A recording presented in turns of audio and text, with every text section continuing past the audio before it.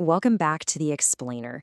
Today, we're diving into a really profound question, one that sits right at the heart of some religious teachings. What is the true nature of God? Okay, let's just jump right into the core of this puzzle. It's a real paradox. You've got this idea that God is absolutely perfect, right? Totally unchangeable. But then there's this other teaching that God was once like us, that he progressed. So what gives? How can both possibly be true? So to really get a handle on this, let's break down these two ideas that seem to be in total opposition. And here it is, laid out plain and simple. In one corner, you've got scripture telling us God is the same yesterday, today, and forever, unchangeable.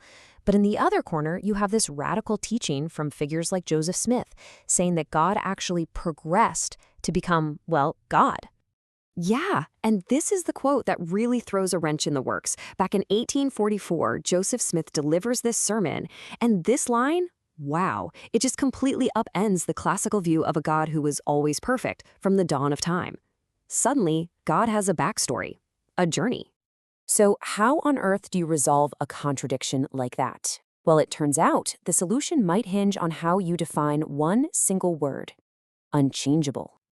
And this is really the whole key. The argument is that unchangeable isn't talking about God's entire history. No, it's about his divine character after he became God. It's his perfect love, his absolute justice, his mercy.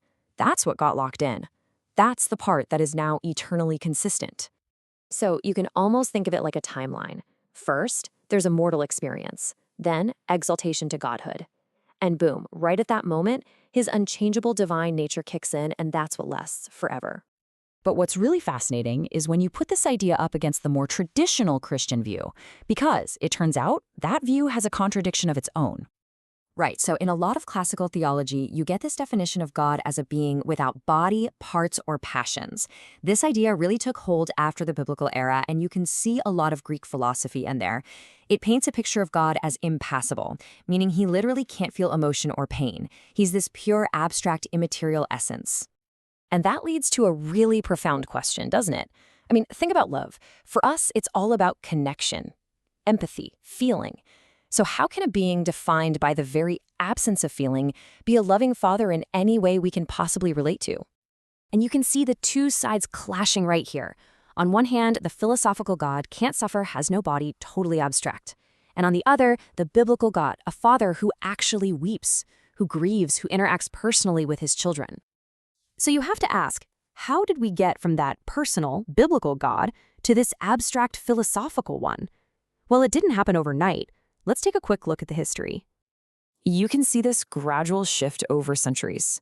You start in the first century with Jesus and the apostles talking about a very personal, relational father.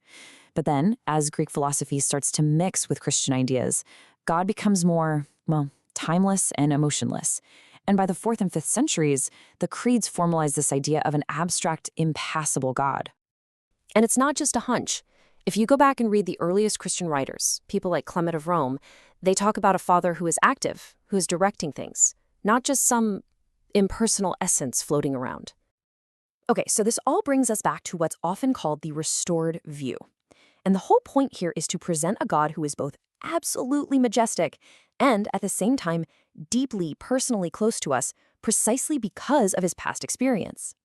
In this way of thinking, God isn't some distant, unfeeling being. Not at all. His perfection isn't found in a lack of emotion, but in a perfect capacity for it. He understands our struggles firsthand. He has a glorified body. He feels sorrow and joy, and he's moved by what we go through. In the scripture, wow, it just powerfully illustrates that idea. You have God, the God of heaven, looking down and weeping. It's this incredible image of a being whose greatness isn't lessened by emotion. In fact, it's magnified by it. His empathy is part of his divinity. So when you step back, you see that what initially sounds like a kind of shocking teaching is actually presented as something that elevates our view of God. The point isn't to bring God down to our level, but to expand our understanding of his empathy and our own incredible potential. And that really leaves us with a fascinating final question to chew on. Which concept of God is actually more profound? A God who was simply always perfect from the get-go? Or a God who chose a path, who experienced life, and who became perfect through that journey?